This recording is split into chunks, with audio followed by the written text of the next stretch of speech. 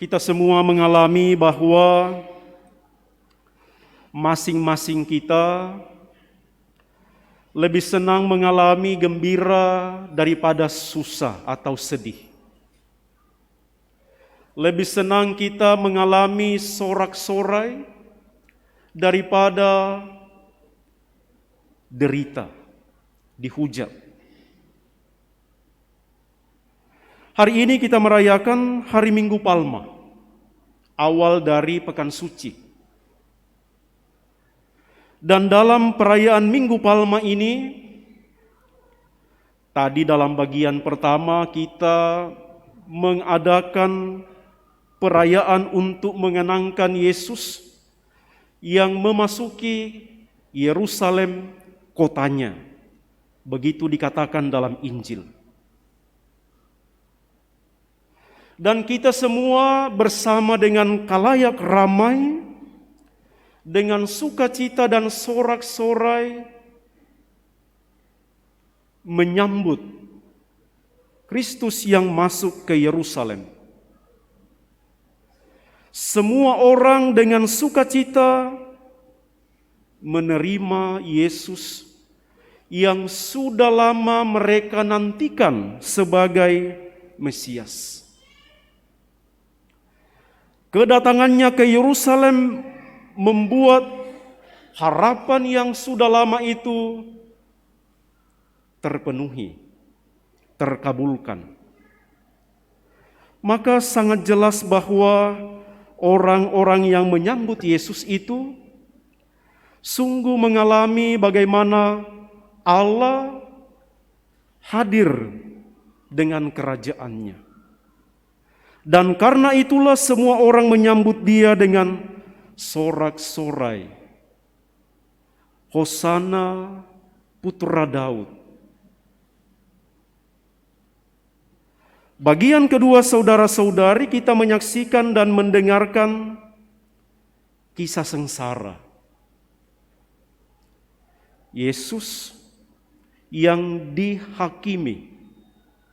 Yesus yang dijatuhi hukuman mati. Yesus yang diberi salib. Yesus yang wafat di kayu salib. Orang yang sama yang berteriak, Hosana putra Daud. Orang yang sama itu juga berteriak, salibkanlah dia, salibkanlah dia. Maka pertanyaannya ibu bapak saudara-saudari, kita yang hadir di sini masuk kelompok yang mana? Kadang-kadang barangkali kita berteriak, bersorak-sorai, bergembira, Hosana putra Daud. Di satu kesempatan kita juga barangkali berteriak, enyahkanlah dia, salibkan dia.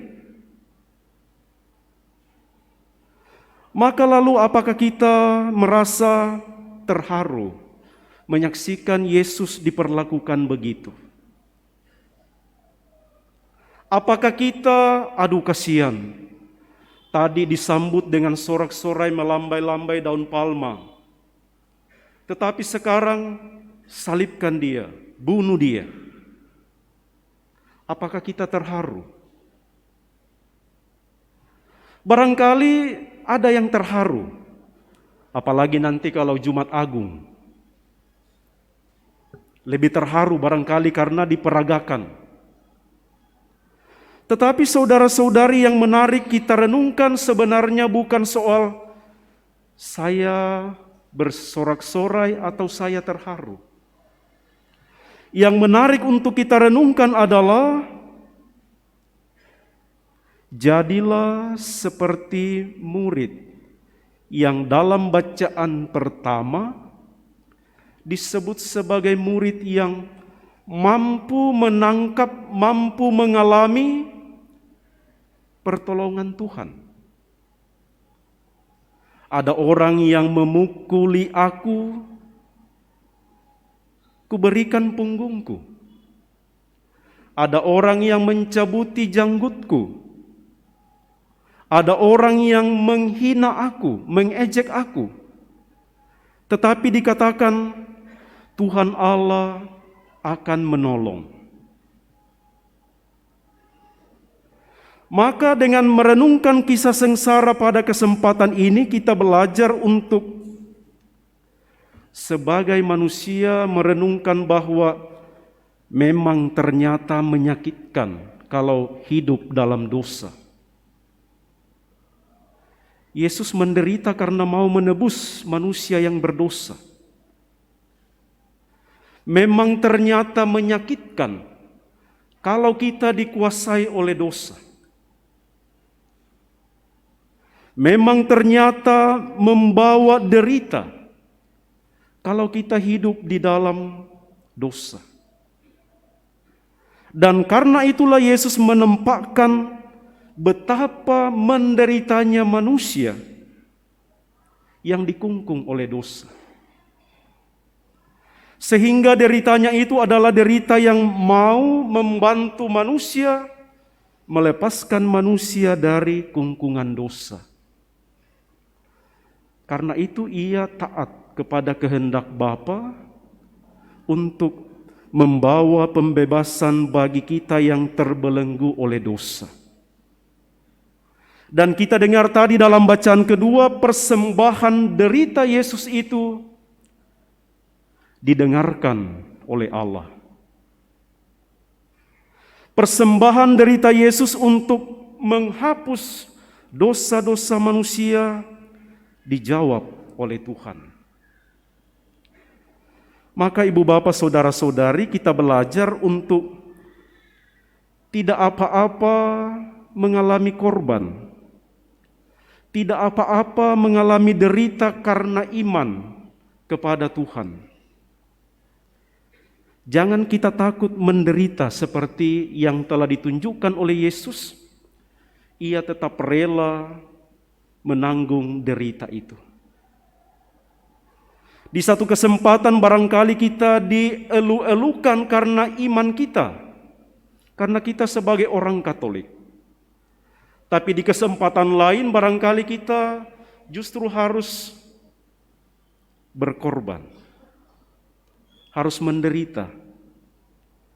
Tetapi ketika penderitaan itu kita persembahkan dengan korban Yesus untuk menebus kita, yakinlah Tuhan akan menjawab derita kita. Dan meskipun barangkali di tengah-tengah derita itu kita berteriak juga bersama dengan Yesus, "Ya Bapa, mengapa Engkau meninggalkan Daku?" Tetapi kalau kita tetap setia, taat kepada kehendak Bapa dalam derita itu, Tuhan akan mendengarkan seruan kita. Mari kita menjadi pengikut Kristus yang setia, kadang-kadang bersorak-sorai sebagai orang beriman, tetapi kadang-kadang juga mari kita belajar mengalami derita karena iman kepada Kristus.